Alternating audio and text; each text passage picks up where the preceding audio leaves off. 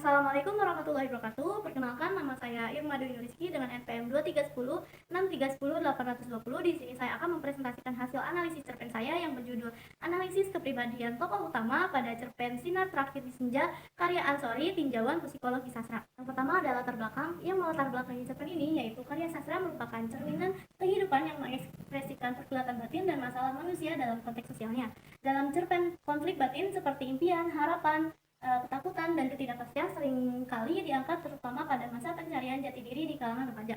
Salah satu cerpen yang mengangkat tema ini adalah Sinar Terakhir di Senja, karya Ansori yang diterbitkan oleh Kilas Aceh pada 2 Februari 2024. Cerpen ini mengisahkan pergulatan batin seorang gadis desa bernama Lintang dalam menghadapi ketakutan akan masa depannya.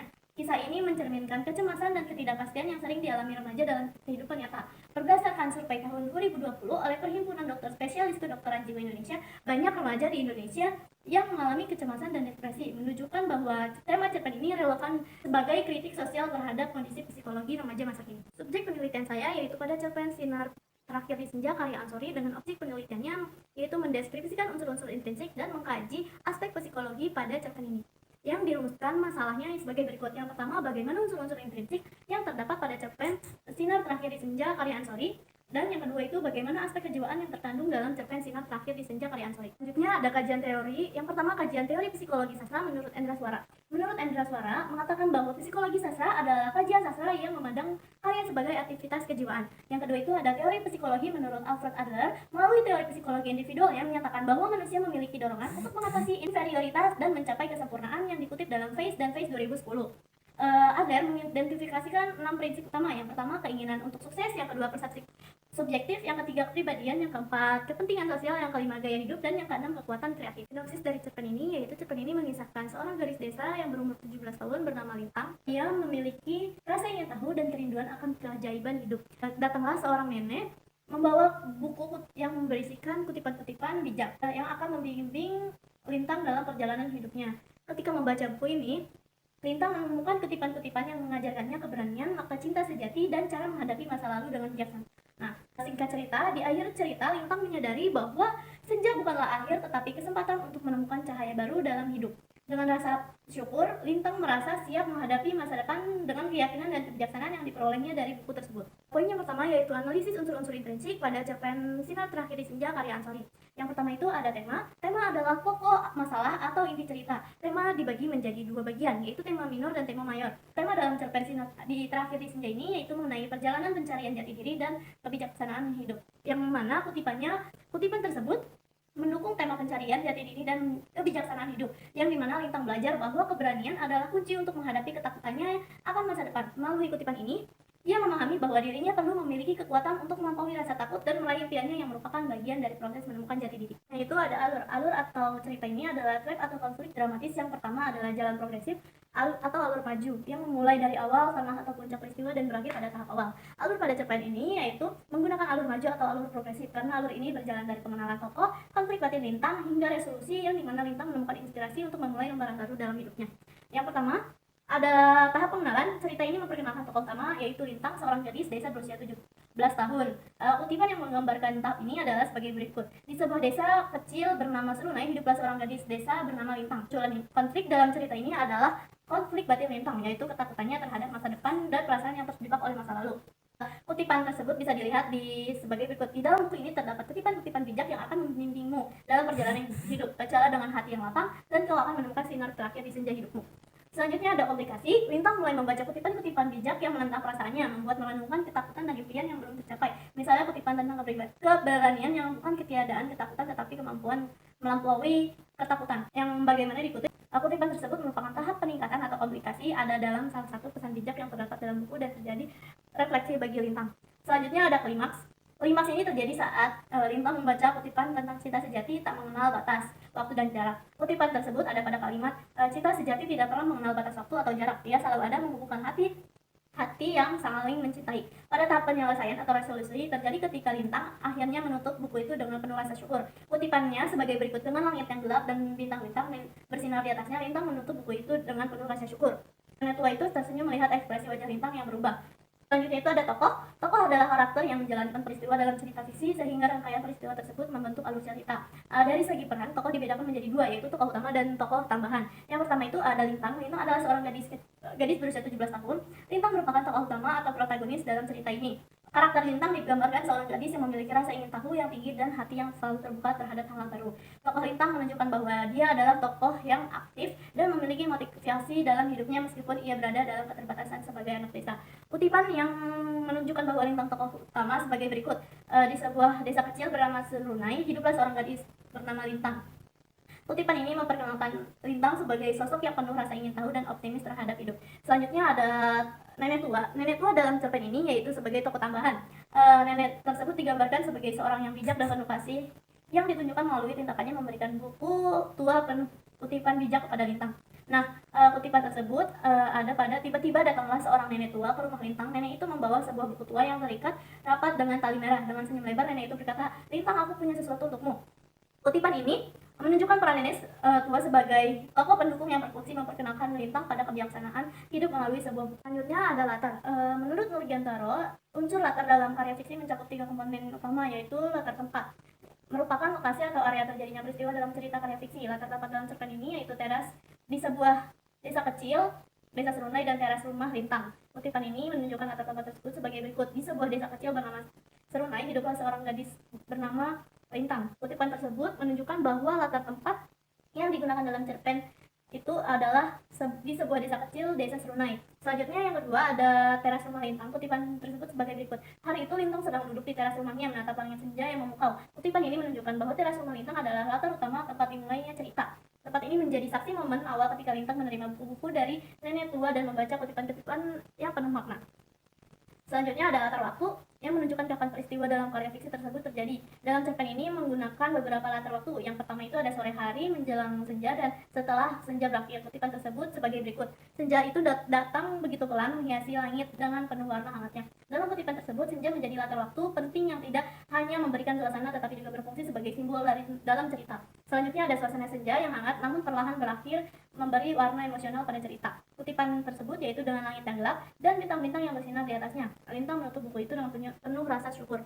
Kutipan ini menunjukkan ketika malam tiba dan bintang-bintang mulai terlihat. Lintang menutup bukunya dan menandakan bahwa ia telah merenungi isi dari kutipan-kutipan tersebut. Atau waktu malam juga menambah kesan tenang yang memperlihatkan bagaimana Lintang menerima kebijaksanaan baru dengan hati yang penuh rasa syukur. Yang ketiga itu adalah latar sosial, meliputi aspek kehidupan masyarakat di lokasi yang dikisahkan dalam cerita. Latar sosial dalam cerita ini ditunjukkan melalui hubungan sosial yang kuat dan penghormatan pada orang tua. Kutipan ini ada pada kalimat berikut. Nenek tua itu tersenyum melihat ekspresi wajah Lintang yang berubah. Kutipan tersebut menunjukkan latar sosial melalui hubungan harmonis antara Lintang dan nenek tua yang memberikan nasihat kepadanya. Hal ini mencerminkan budaya desa yang kental dengan rasa hormat terhadap orang yang lebih tua serta kepercayaan pada kebijaksanaan mereka. Latar budaya dalam cerpen ini adalah budaya desa dengan kehidupan yang sederhana dan kearifan lokal. Kutipan tersebut sebagai berikut. Sebagai anak desa, Lintang sering mendengar cerita-cerita dari orang tuanya dan tua desa tentang keajaiban yang tersembunyi di balik matahari terbenam. Kutipan ini menunjukkan bahwa Lintang hidup di lingkungan desa yang memiliki budaya sosial dan kearifan lokal.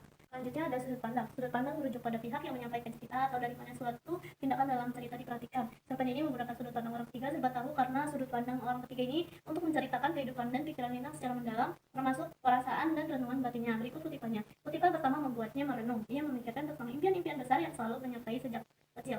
Pada kutipan tersebut, penggunaan sudut pandang serba tahu terlihat saat penulis menggambarkan isi pikiran dan perasaan Lintang saat membaca kutipan pertama. Kata Lintang, kata tokoh nama Lintang itu diganti menjadi ia. Selanjutnya ada bahasa. Penggunaan bahasa dalam cerpen ini menggunakan bahasa yang puitis dan menggugah dengan pemilihan kata-kata yang hangat dan penuh makna. Gaya bahasa yang digunakan pada cerpen ini yang pertama itu ada majas metafora. Yang kutipannya sebagai berikut. Senja itu datang begitu pelan menghiasi langit dan dengan warna-warna hangatnya. Dalam kutipan tersebut menggunakan majas metafora, senja diibaratkan sebagai sesuatu yang datang perlahan dan membawa keindahan. Kalimat ini tidak hanya menggambarkan waktu senja secara fisik, tapi juga memberikan kesan kelembutan dan kehangatan mencerminkan seperti suasana batin yang tenang dan penuh harapan dalam cerpen ini. Selanjutnya ada bahasa personifikasi yang mana kutipannya yaitu di mana dalam buku ini terdapat kutipan-kutipan bijak yang akan membimbingmu dalam perjalanan hidup. Bacalah dengan hati yang lapang dan kau akan menemukan sinar terakhir di senja hidupmu. Pada kutipan ini menggunakan gaya bahasa personifikasi karena buku diibaratkan memiliki kemampuan untuk membimbing seseorang. Ini memberi kesan bahwa buku tersebut hidup dan memiliki peran penting dalam kehidupan Lintang. Selanjutnya itu ada hiperbola. Pada kutipannya yaitu setiap kata memberinya kebijaksanaan baru dan setiap kalimat memberinya semangat semangat untuk menjalani hidup dengan penuh arti. Kutipan ini mengandung majas hiperbola, menggambarkan dampak besar dari setiap kata dan kalimat dalam buku tersebut terhadap buku kehidupan Lintang ini, memberikan kesan betapa berharganya buku itu baginya. Meskipun mungkin tidak secara harfiah, setiap kata dan kalimat memberi efek sebesar itu. Yang terakhir itu ada amanat atau moral. Menurut Murgiantoro, moral adalah pesan atau makna yang ingin disampaikan oleh pengarang kepada pembaca berupa nilai terkandung dalam karya yang akan ditunjukkan melalui cerita.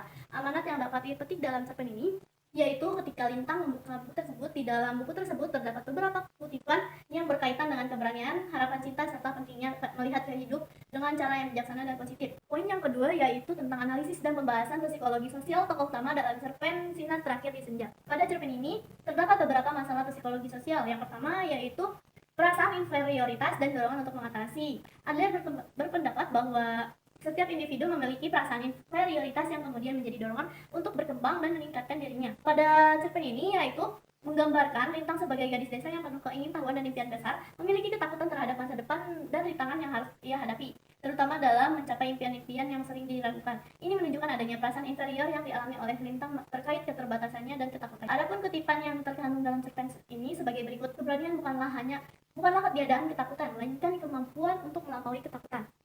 Kutipan tersebut memberikan Lintang motivasi untuk mengatasi rasa takutnya. Hal ini menunjukkan dorongan dalam dirinya untuk menjadi lebih baik. Selanjutnya yang kedua itu ada persepsi subjektif. Adler menekankan bahwa persepsi subjektif seseorang membentuk perilaku dan kepribadiannya.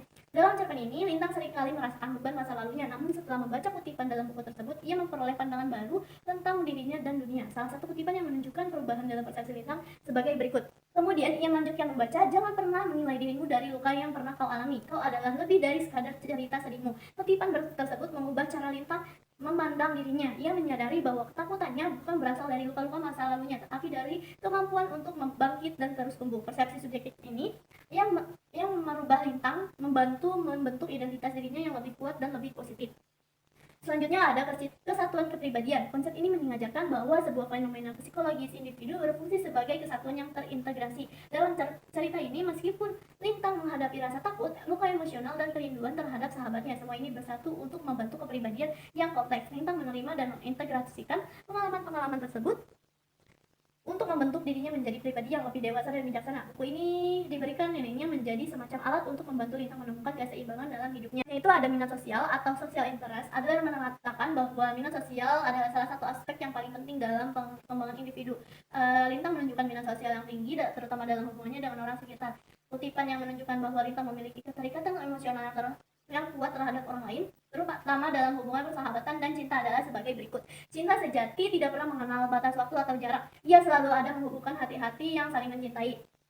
Kutipan ini menunjukkan bahwa Lintang menghargai hubungan yang tulus dan tidak terhalang oleh jarak atau waktu. Ia merasa bahwa meskipun sahabatnya Bayu telah pergi jauh, persahabatan mereka tetap abadi. Hal ini mencerminkan minat sosial yang besar dalam diri Lintang, yaitu keinginan untuk menjaga hubungan yang bermakna meski menghadapi perpisahan. Selanjutnya ada gaya sosial. Gaya hidup menurut Adler terbentuk melalui pengalaman dan pilihan individu untuk menghadapi tantangan hidup. Dalam cerpen ini, Lintang menunjukkan perkembangan gaya hidup yang lebih optimis dan penuh harapan setelah membaca kutipan-kutipan dalam buku yang nenek tua berikan. Adapun salah satu kutipan yang menggambarkan perkembangan gaya hidup Lintang sebagai berikut. Setiap senja adalah awal dari cerita baru. Jangan pernah takut untuk mengakhiri satu babak karena di setiap akhiran ada permulaan yang menunggu. Lintang merenung sejenak. Kutipan ini mencerminkan gaya hidup Lintang yang berfokus pada penerimaan perubahan dan pembaruan. Ia belajar untuk tidak takut mengakhiri suatu fase dalam hidupnya. Karena ia tahu bahwa setiap akhir adalah awal dari peluang baru yang lebih baik. Gaya hidup Lintang yang lebih positif dan berani membuka diri terhadap perubahan yang dapat dilihat sebagai hasil dari pembelajaran yang ia peroleh dari buku tersebut. Yang terakhir itu ada kekuatan kreatif. Adler berpendapat bahwa setiap orang mempunyai kemampuan kreatif untuk mengubah hidupnya sesuai dengan keinginannya sendiri. Dalam cerpen ini, Lintang menunjukkan kekuatan kreativitasnya dengan mengubah cara pandangnya terhadap kehidupan dan menghadapi permasalahan tersebut dengan berani. Buku-buku yang dia berikan kepada neneknya membantu mewujudkan kekuatan kreatifnya, melihat kehidupannya dengan sudut pandang baru. Lintang menemukan makna dalam setiap pengalamannya. Dia berterima kasih pada dirinya sendiri setelah menutup bukunya dan menyadari bahwa dia memiliki kemampuan untuk membuat jalan hidupnya sendiri. Sekian presentasi yang bisa saya paparkan, kurang lebihnya mohon maaf. Terima kasih. Wassalamualaikum warahmatullahi wabarakatuh.